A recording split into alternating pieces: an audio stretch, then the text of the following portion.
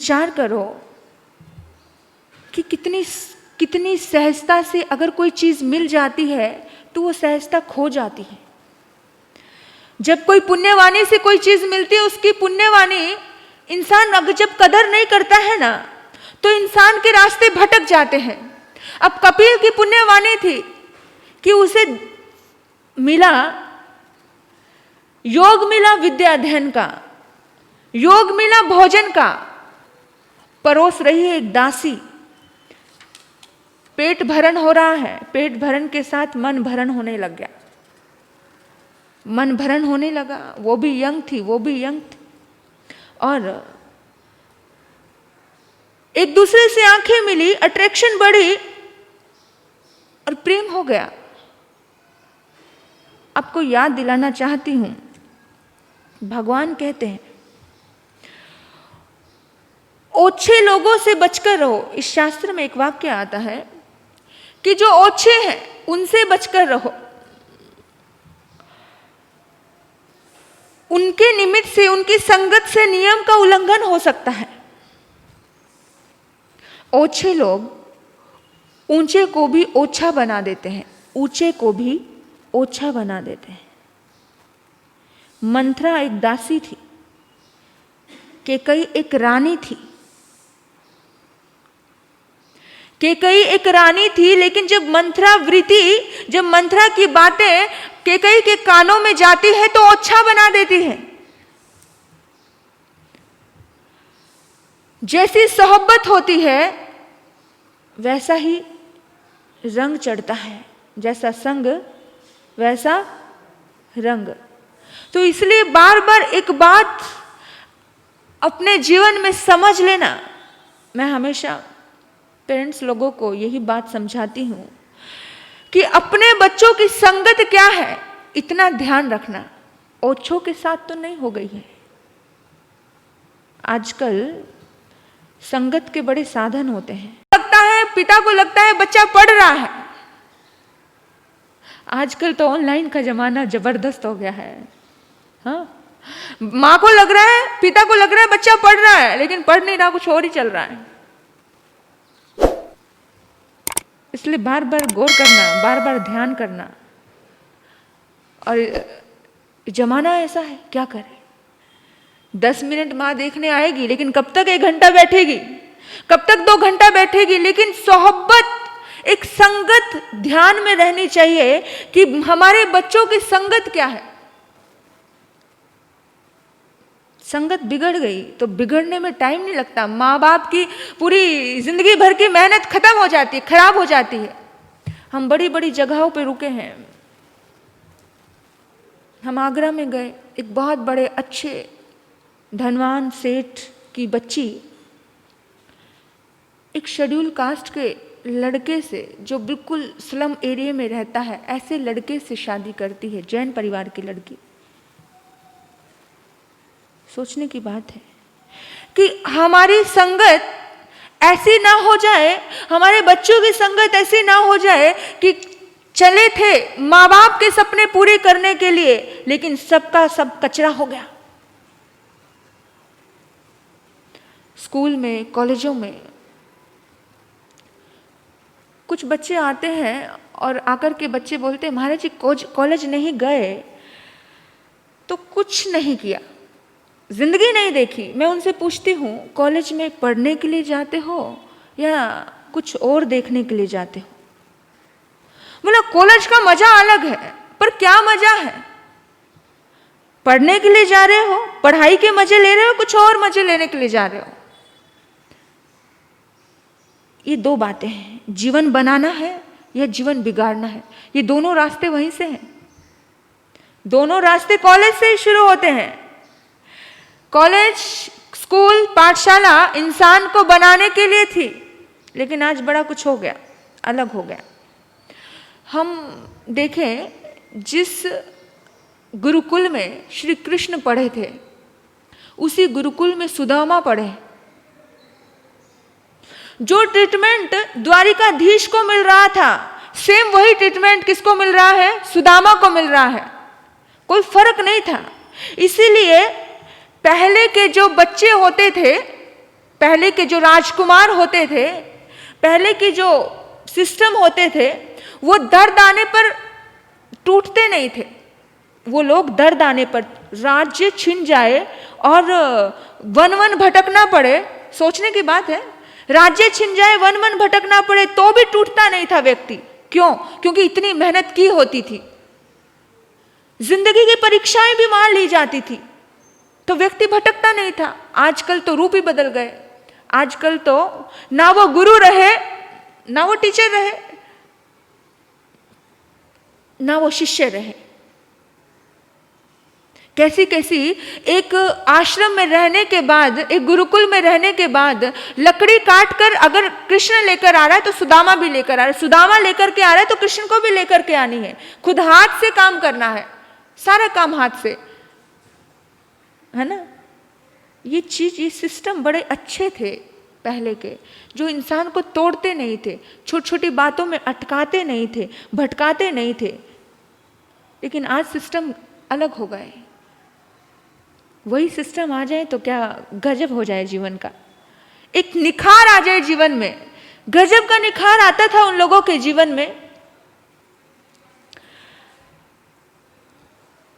College में क्यों जा रहे हैं, ये प्रश्न पहले बच्चों को समझाना चाहिए कि जिंदगी के निर्माण के लिए कॉलेज में जाते हैं। पाठशाला निर्माण के लिए होती है, जीवन को बनाने के लिए होती है, इसलिए होती है। वहां कोई गुलछल्ले उड़ाने के लिए नहीं जा रहे हैं। वहां इतना कमाई कर रहा है और आजकल लाखों की फीस है। पहले के जैसे नहीं था कि तुम्हें कोई दक्षिणा दे दी, गुरु ने मांग ली और तुमने दे दी, बस इतना। आज तो लाखों की फीस है, हाँ, लाखों की फीस। और वो लाखों की फीस किस तरह से, कैसे माँ बाप अपना पेट काट काट के वो फीस भरते हैं। ये चीज अपने बच्चों को बचपन से ही समझानी चाहिए कि बेटा एजुकेशन के लिए जा रहे हो तो एजुकेशन ही करना, पहले जीवन का निर्माण करना, उसके बाद कैरियर बनाने के बाद अपने जीवन और संगी साथी पार्टनर को चुनना। हम तुम्हें मना नहीं करेंगे। चुनाते थे, पहले भी स्वयंवर लगते थे, बकायदा स्वयंवर लगते थे। कोई उस समय में भी, उस जमाने में भी देखा जाता था, परखा जाता था। कितने सारे राजकुमार खड़े होते थे। एक राजकुमारी, एक लड़की चॉइस करती थी कि मेरा पति कौन होगा। आपको पुराना जमाना और आज का जमाना कोई आप देखो तो कितनी लड़की की चॉइस होती थी और लड़की की शर्त होती थी कि ये कोई भी राजकुमार अगर ऐसा करेगा तो मैं शादी करूंगी, नहीं तो नहीं करूंगी। जबरदस्ती नहीं थी। जमाना वो भी था, फ्रीडम उस जमाने में भी थी, ऐसा नहीं थी कि नहीं थी, लेकिन एक मर्यादित होता था सारा काम। तो फ्रीडम होना, लेकिन एक फ्रीडम भी मर्यादा में होना, ये बड़ी बात थी। लेकिन ब्राह्मण पुत्र एक दासी पुत्र के इस तरह से चंगुल में फंस गया, प्रेम में फंस गया। आया था पढ़ने के लिए, एक दिन की बात है, नगरी में उत्सव था, उत्सव। उसने कहा कि मेरी सारी सहेलियां उस उत्सव में जाएंगी, कुछ ना कुछ नया नया खरीदेंगी, कुछ ना कुछ गहने पहन के जाएंगी, अच्छी ड्रेस पहन के जाएगी, लेकिन तू कैसा प्रेमी है मेरा, तू मेरे लिए कुछ भी नहीं कर सकता। एक याचक को दाता बनना पड़े, बड़ा मुश्किल। ब्राह्मण तो खुद ही याचक था बेचारा, कपिल तो खुद ही याचक था, उसके पास तो खुद ही कुछ नहीं था। जब खुद का लेवल कुछ नहीं होता तो खुद के लेवल को बनाने के लिए मेहनत कर लेनी चाहिए होती है। इधर उधर भटक गए तो कुछ नहीं हो पाता। बच्चे जाते हैं आईएएस और ऑफिसर बनने के लिए, लेकिन अटक गए, बस अटक गए, बन नहीं पाते, किसी में अटक गए। जब रास्ते, जब टारगेट क्लियर नहीं होते हैं, जब अटकाव होता है तो इंसान उस शिखर पर नहीं पहुंच पाता, अपने टारगेट पर, अपने लक्ष्य पे पहुंच ही नहीं पाता। अब माँ के आंसुओं ने एक स्वप्न दिया था, एक शिखर दिया था, एक लक्ष्य दिया था, लेकिन प्रेमिका के शिकायतों ने मन को छोटा कर दिया, लक्ष्य तो भूल गया और सोचने लगा कि क्या लेकर के आऊं, क्या करूं, क्या करूं।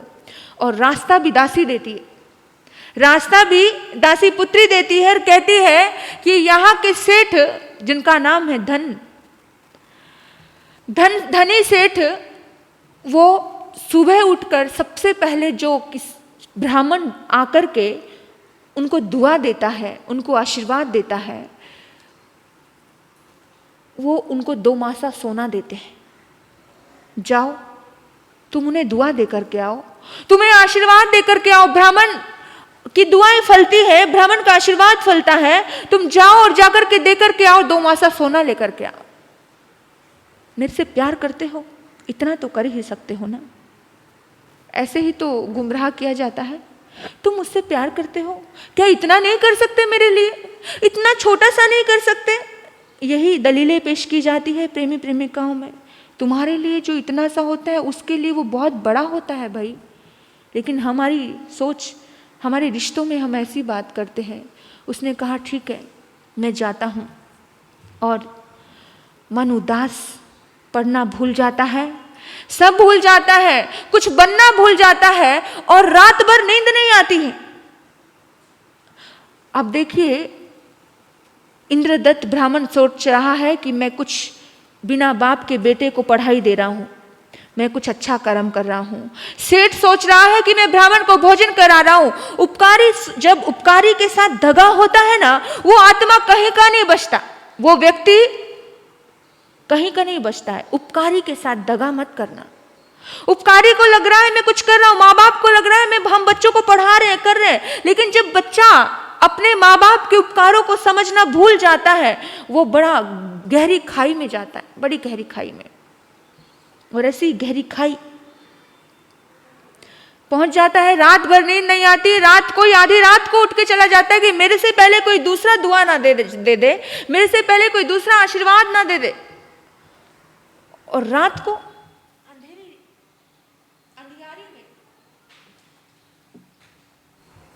अंधियारे में जब राज सेवकों ने उसे देखा, एक दीवार को फांदते हुए पकड़ लिया, बोला कौन हो तुम? चोर। ब्राह्मण से चोर हो गया, चोर का टैग लग गया। बोला नहीं नहीं मैं चोर नहीं हूं, मैं तो ब्राह्मण पुत्र हूं। और ब्राह्मण पुत्र रात को आधी रात राजमार्ग पे दीवार फांदता हुआ क्या कर रहा है? जेल में डाल दिया, जेल में डल गया। ये होती है मोहब्बत, कांटे ही कांटे आते हैं, पता नहीं फिर भी क्या मिलता है। अब जेल में जब डला तो रोने लगा, माँ की याद आई। माँ तूने सपने दिखाए थे, तेरे सपनों को पूरा करने चला था, क्या करने लग गया? रात भर चिंतन चला, रात भर चिंतन, और सुबह राज दरबार में पेश किया गया। राजा ने कहा चोरी करने निकले थे? बोला नहीं राजन, मैं चोर नहीं हूं राजन, सारी बात सच बता दी, इतना भी झूठ नहीं बोला। ऐसे ऐसे माँ ने रास्ता दिखाया, पंडित के पास पढ़ा, सेठ के पास खाया, दासी से प्यार हो गया, रिश्ते जुड़ गए, गहरे रिश्ते हो गए। और बस उस जो रास्ता दिखाया उन रास्तों पे चल गया। दासी ने, प्रेमिका ने जो रास्ता दिखाया, जेल मिली, और भीतर में एक धक्का लगा। मैं आशीर्वाद देने के लिए आ रहा था, दुआ देने के लिए आ रहा था। अब उसकी निष्पापता पर, उसकी सच्चाई पर राजा प्रसन्न हो गया, इतना खुश हुआ राजा, इतना खुश हुआ। राजा ने कहा कि मांग जो मांगना है, जो तुझे चाहिए मैं दूंगा, जो मांगना है मांग ले, वरदान देने के लिए तैयार हूं। कपिल ने कहा थोड़ी देर की मोहलत दे दो। मेरे बंधुओं, जब भी कभी मांगने का अवसर आए तो थोड़ी मोहलत मांग लेना।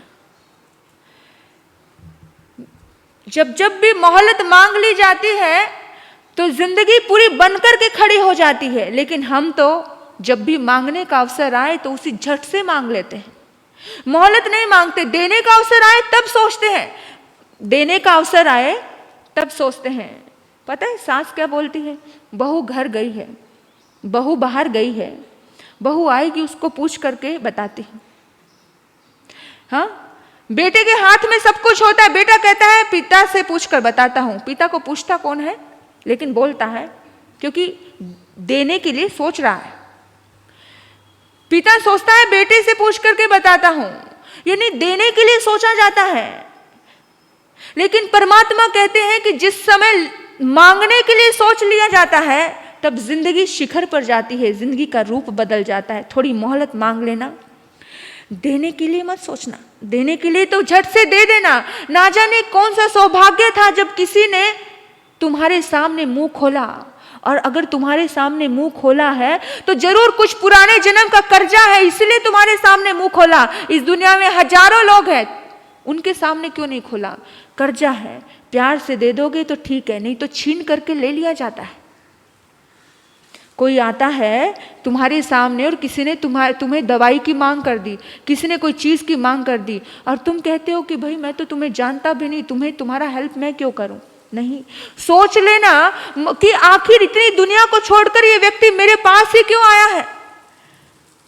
तो सोचना कर्जा कुछ ना कुछ बाकी है इसलिए आया है, कर्जा चुका देना। दिमाग मत लगाना उस समय में जानता हूं कि नहीं जानता हूं, चुका देना कर्जा, नहीं तो छीना जाता है। प्यार से दे दोगे तो ठीक है, नहीं तो छीन कर लिया जाता है। प्रकृति कुछ ना कुछ तो करती है, बीमारी के रूप में इधर इधर कुछ ना कुछ होता है। उल्टा गणित चलाना, दुनिया उल्टा गणित बड़ा चलाती है कि जिस समय में देना होता है उस समय में सोचती है, जिस समय में लेना होता है तो नहीं सोचती है। लेकिन लेने के टाइम में कपिल ने सोचा, उसने कहा थोड़ा टाइम चाहिए, थोड़ा समय चाहिए। बोला ठीक है, उधर वाटिका है, उधर बैठ करके सोच लो। जब सोच लो, जब महसूस हो जाए कि मुझे ये चाहिए, तब मांग लो। और सोचने लगा, विचार करने लगा कि आगे जाके शादी भी करूँगा उसी लड़की से, जो भी है। एक सोने से क्या होगा, 2 मासे से क्या होगा, चलो 4 मासा, 8 मासा, 16 मासा, ऐसे करते करते 1000 स्वर्ण मुद्राएं मांग लेता हूँ। 1000 स्वर्ण मुद्राओं से क्या होगा, धीरे धीरे ये मांग लेता हूँ, वो मांग लेता हूँ। ऐसे बहुत सारे दूर दूर तक ख्वाब चले गए। आधा राज्य मांग लेता हूँ, पर आधा राज्य लेने से क्या होगा, क्योंकि आधा राज्य तो ये राजा कभी भी मेरे से छीन लेगा, कभी भी छीन लेगा। फिर सोचा चलो पूरा राज्य ही मांग लेता हूं। पूरा राज्य, देने वाले का मुंह खुला हो तो लेने वाले को शर्म होनी चाहिए, लेकिन कहाँ। और ऐसे जैसे ही पूरे राज्य का सपना आया, और वैसे ही दिल में अपने आप ही रात भर चिंतन हो चुका था। वैसे तो रात भर चिंतन कर चुका था, लेकिन जैसे ही अपने आप ही एकदम से जागा, धिक्कार है मेरी आत्मा, और चिंतन जागा। एक गीत जन्मा, जहाँ लाहो ताहा लोहो पवडई, 2 मास कायंक जंग कोडिये बिन निठियं। जहाँ जैसे जैसे लाभ होता है वैसे वैसे लोभ होता है, और लोभ बढ़ता जाता है। और लोभ सारे सद्गुणों को खत्म कर देता है। लोभ एक ऐसी चीज है, लालच एक ऐसी चीज है कि व्यक्ति में कोई सद्गुण बचाती नहीं है। और बाकी तो सब छोटे मोटे पाप होंगे, लेकिन पाप का बाप जब जन्मता है वो है लोभ। पाप का बाप कौन है? लोभ। और जब जब भी लोभ आया, समझना पाप नहीं किया, महापाप कर दिया। और महापापी व्यक्ति दुर्गति का अधिकारी होता है, महापापी व्यक्ति। तो एकदम से लगा 2 मासा सोना, और 2 मासे से मैं आधा राज्य से मैं पूरा राज्य के लिए चला गया। धिक्कार मेरी आत्मा को। कहा सुवर्ण स्वरूप सुपुस, ये पूरा का पूरा स्वर्ण जैसा सुमेरु गिरी पर्वत भी मुझे मिल जाए तो भी मेरे मन की भूख शांत नहीं होगी। लोभी व्यक्ति को कितना भी मिल जाए, कितना भी मिल जाए, उसके मन की भूख शांत नहीं होगी, और भूख शांत नहीं हुई तो सुखी नहीं होगा। इसलिए लोभ का त्याग तो अपने मन को समझाकर बहुत जल्दी करना कि जितना मिला, जो मिला, लाखों लोगों से, करोड़ों लोगों से अच्छा मिला है, तभी शांत रह पाओगे। नहीं तो हाय हाय हाय हाय करने में कब मर जाओगे पता ही नहीं चलेगा। और लाला जी बहुत हाय हाय करते हैं, तभी तो लाला नाम पड़ा। लाला का मतलब क्या? ला ला ला ला, लाला ला ला ला करता रहता है। देवता दे करता है तभी देवता बनता है।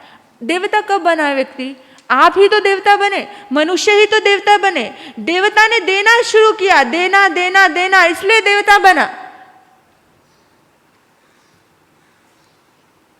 इसलिए उसके भीतर में ये भाव जागा कि नहीं, मेरे मन में ये बड़ा धिक्कार करने वाला भाव आया है।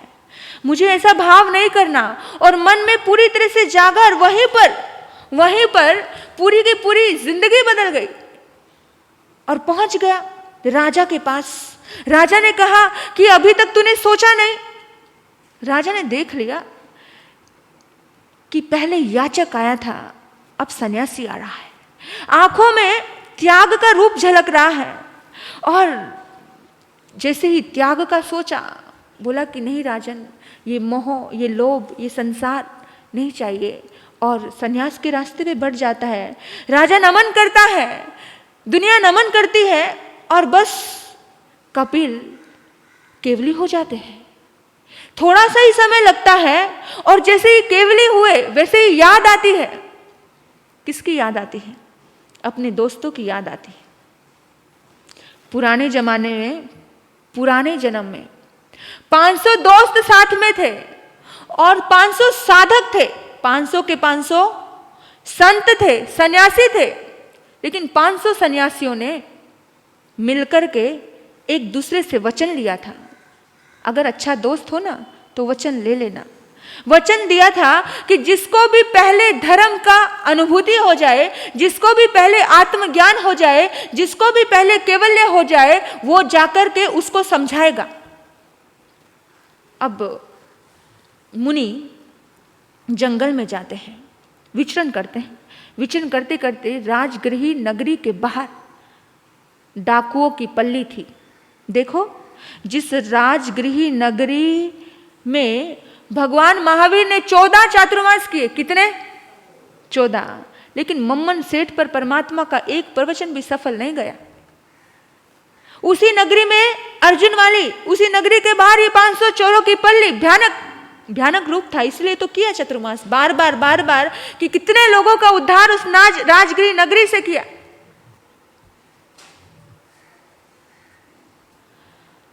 भगवान जिस नगरी में बार बार जाते हैं, उसी नगरी में उनके संत भी जाते हैं। बाहर गए, देखा उस चोरों की पल्ली में जाने से हर कोई घबराता, क्योंकि कब कहाँ किसका मर्डर हो जाए कुछ नहीं पता चलता था। क्योंकि वो लूटमार करने वाले सारे डाकू जो भी रास्ते से गुजरे सब लूटमार करे, और उसी नगरी का राजा सैनिक, भगवान का परम भक्त। सोचो, देखो, हम कहते हैं अक्सर कि आज कलयुग आ गया। कलयुग और सतयुग की व्याख्या आपकी नजरों में क्या है मुझे नहीं पता, लेकिन अच्छे बुरे लोग सब तरफ थे, सब समय में थे।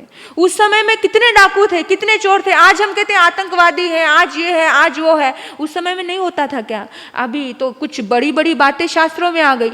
आप देखो, बंधुमती, उसी के पति के सामने उसका बलात्कार होता है, 6 पुरुष उसको गलत करते हैं। तो जमाना वो भी उस समय में भी था।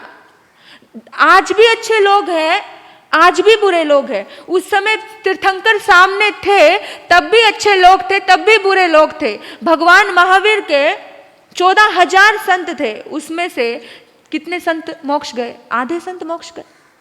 भगवान नहीं चाहते थे सभी जाए, उसमें से बिल्कुल आधे संत मोक्ष गए। भगवान चाहते थे सब जाए, लेकिन फिर भी हर किसी का पुरुषार्थ अपना था।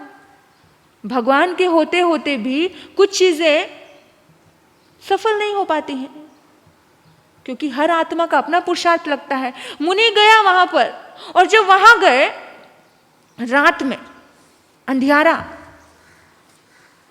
और जा रहे मुनि जंगल से, भीड़ जंगल, और उसी समय में सभी चोरों ने आकर के लूटने के लिए डेरा डाला, पकड़ लिया मुनि को और बोला जो भी कुछ है निकाल दो। अब वो चोर, मुनि क्या होते हैं जानते ही नहीं थे, संत क्या होते हैं पता ही नहीं था। बोला सब कुछ निकाल दो, लेकिन उसके पास तो एक तिनका ना मिला।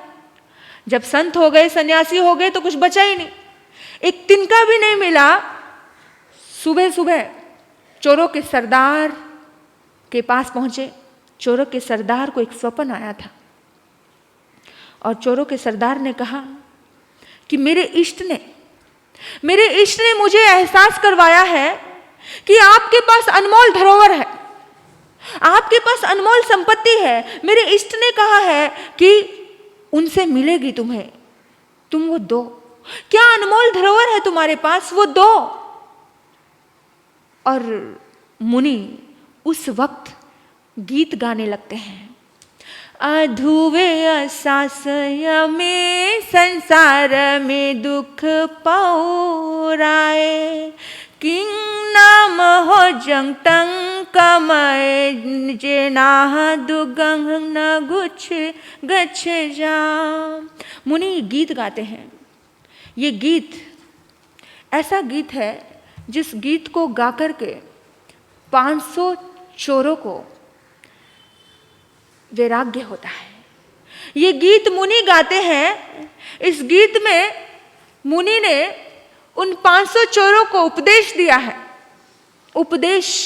और वो उपदेश इस तरह से सफल हुआ कि 500 के 500 चोर जो पिछले जन्म में संत थे और कुछ ऐसा कर्म किया था, असुर योनि में जन्मे, असुर योनि से देवगति नहीं मिली, छोटी गति मिली, छोटी जाति, ओछा कर्म हो गया था, कुछ ऐसा स्वेच्छाचारी हो गए थे, स्वच्छंद हो गए थे, इसकी वजह से असुर योनि मिली। असुर योनि के बाद फिर उनको मनुष्य जन्म तो मिला, लेकिन ओछे लोगों का साथ मिला, यानी कि डाकू बन गए। अब किसी न किसी का तो साथ मिला होगा ना, तभी तो डाकू बने। और डाकू बने, फिर सौभाग्य जन्मा कि एक मित्र अच्छे रास्ते पे बढ़ गया था, कपिल मुनि। वो मित्र फिर उसके पास आया, याद दिलाया सब। इसमें सारी गाथाओं में साधु, संत, सन्यास उद्बोधन दिया है। ये सारी 20 गाथाएं, यानी 20 व्यथा में से गाथा जन्मी। दर्द था माँ का दर्द आया और कैसे शिखर पर पहुंचा वो बच्चा, कैसे कपिल केवली बन जाता है। और जब ये गीत जन्मता है तो उस समय में हमेशा खुद से सवाल किया उन मुनियों ने, वो मुनि हो गए और खुद से सवाल किया जिसके कारण हम दुर्गति में ना जाए। ऐसा कौन सा रास्ता है? इस सवाल से ही मुनि बने। ये सवाल हर दिन अपने आप से पूछना। अध्रुव, अशाश्वत, दुख बहुल संसार में वह कौन सा रास्ता है, वह कौन सा मार्ग है, वो कौन सा अनुष्ठान है जिससे मेरी आत्मा दुर्गति में ना जाए? ये प्रश्न किया, ये प्रश्न दिया, ये गीत दिया। और ये गीत उन सारे 500 चोरों ने स्वयं से गाया। ये प्रश्न स्वयं से किया कि कौन सा रास्ता है वो, कि दुख ना आए इस अध्रुव संसार में। ये ध्रुव नहीं है, ये शाश्वत नहीं है, ये पीड़ाकारी है, ये टिका हुआ नहीं है, बना है तो बिगड़ेगा, ये खत्म होने वाला है। ये जब खत्म होने वाला संसार है, इस संसार से दुखों से मुक्ति कैसे मिले? ये आत्मा दुर्गति में ना जाए, क्योंकि पहले दुर्गति में जाकर आए हैं। वाणव्यंत्र देव, सदगति नहीं होती है, दुर्गति होती है। बार बार तड़फ है, बेचैनी है, दर्द है, और फिर अभी भी दुर्गति तो है। कषाय अवस्था, डाकुओं का जीवन, कैसे दर्द भरी, लूटना, पीटना, खसोटना, ये नरक की तो जी रहा है बंदा। एक दूसरे के दुख को कम करना, एक दूसरे को दुख को कम करना कौन होता है? इंसान होता है। इंसान के अंदर ही तो वो ताकत है कि एक दूसरे के दुख को कम करता है। भोजन, कोई भूखा है तो भोजन करवाने की ताकत इंसान में ही है ना। आपने देखा कभी किसी को दर्द हुआ और कोई पक्षी आकर के दबा रहा है? एक इंसान ही तो दबाता है। किसी के दर्द से किसी को लेना देना नहीं, तुम यानी जानवर त्रिंश गति है वो। आप देखना आप कौन सी गति में जी रहे हो। किसी के दर्द से आपको लेना देना नहीं है, यानी त्रिंश गति। क्योंकि एक त्रिंश दबा नहीं सकता, एक त्रिंश कुछ कर नहीं सकता किसी की हेल्प, है ना। त्रिंश गति वो दूसरे की हेल्प करना, मनुष्य गति। लेकिन दूसरे के लिए दुख दर्द पैदा करना, नरक गति। किसी के सुख दुख से मतलब नहीं, अपने सुख में ही लीन रहना, देव गति। अब देख लो आप कौन सी गति में जाना है, कौन सी गति में जाना है देख लो। और अभी भी हम तीन गतियों में से कौन सी गति में रह रहे हैं देख लेना। 4 गतियों में से अभी भी 3 गतियां तो हैं। कौन सी गति जी रहे हो? वेरी गुड, मनुष्य गति में तो जी रहे हैं, है ना? दूसरे के दुख दर्द कम करने की कोशिश चल रही है, और जब दूसरे के दुख दर्द कम करने की कोशिश की जाती है तब उस समय में दुर्गति नहीं जन्मती है, उस समय में सद्गति जन्मती है। और यही रास्ता है, यही रास्ता है। वो जवाब हमें ही अपने आप से मिलता है। अपने जवाब, अपने प्रश्न अगर कोई दूसरा देने लग जाए तो वो प्रश्न वो समाधान नहीं होते हैं। अपने प्रश्नों के समाधान अपन को ही मिलते हैं तो ही समाधान होते हैं, तो ही आत्मा सिद्ध गति की ओर जाती है। और जितने भी तीर्थंकर, जितने भी सिद्ध पुरुष, जितने भी बुद्ध पुरुष हुए, उन्होंने अपने आप से प्रश्न किया, अपने आप से ही सवाल मिला, अपने आप से प्रश्न किया कि ऐसा कौन सा मार्ग है। सवाल कोई और मत पूछना, किसी और से मत पूछना, स्वयं से ही पूछना। 500 चोरों का उद्धार हो जाता है, वो भी दीक्षित हो जाते हैं, और सभी के सभी इस संसार यात्रा को पार करके अपनी जिंदगी को आगे आगे सुंदर बना लेते हैं। आप आइए, ये जब भी आपको शंका आए, डर लगे, कहीं चोरों से डर लगे, कहीं भय जन्मे, तो इस अध्याय को पढ़ लेना। जिंदगी में कभी कोई चोरी घर में नहीं होगी।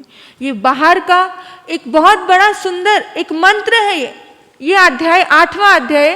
और जब भी लोभ पीड़ित करने लगे, जब लोभ पीड़ित करे, इंसान के मानसिक लेवल खत्म होने लग जाए, लोभ की वजह से लोग डिप्रेशन में आ जाते हैं, तो ऐसे लोगों को जब लगे कि कहीं पर कमतरता आ रही है बिजनेस में, इसमें उसमें, तो ये अध्याय उनके लिए एक मंत्र का काम करेगा। ये अध्याय हर दिन हर रोज एक बार तो जरूर पढ़ना, तो उसके भीतर में अपने आप ही एक संवेदनाएं जागेगी, एक ज्ञान जागेगा, ज्ञान प्रकट होगा। और जब ज्ञान प्रकट होता है तो व्यक्ति अज्ञानी नहीं होता, दुख नहीं जन्मता है। ज्ञानी व्यक्ति की जिंदगी में कभी दुख नहीं आता। ये बड़ा प्यारा अध्याय, इस अध्याय को हर दिन गान करने से केवली तक की यात्रा हो जाती है। तो हम तो चाहते हैं, एक ही दुआ है कि ये अध्याय हमारे और आपके जीवन में आए, और हम बेशक कितना भी भटक जाए, लेकिन हम भटके हुए राह फिर से अपने आप से प्रश्न करने से, अपने आप के लिए समय देने से, अपने आप के लिए थोड़ा समय मांग लेने से, थोड़ी मोहलत मिल जाने से, अपने आप से प्रश्न कर लेने से, तो फिर से वो रास्ते हमारे आबाद हो जाते हैं और विपत्ति संपत्ति में बदल जाती है। तो ये ऐसा अध्याय है कि विपत्ति आती है लेकिन संपत्ति में बदल जाती है। इस अध्याय का जो भी गान करता है, जिसकी जिंदगी में विपत्ति हो, उसकी जिंदगी संपत्ति में बदल जाती है। और सभी के लिए यही दुआ, इस अध्याय को अपने ज़िंदगी में साकार करना और केवल ज्ञान तक के शिखर तक हम पहुँचे। बड़ा प्यारा ये अध्याय आपने मुझे सुना, इस अध्याय को सुना, आपके भीतर बैठे परमात्मा तत्व को नमन करते हुए अपने वक्तव्य को विराम देती हूँ। ओम शांति। ओम।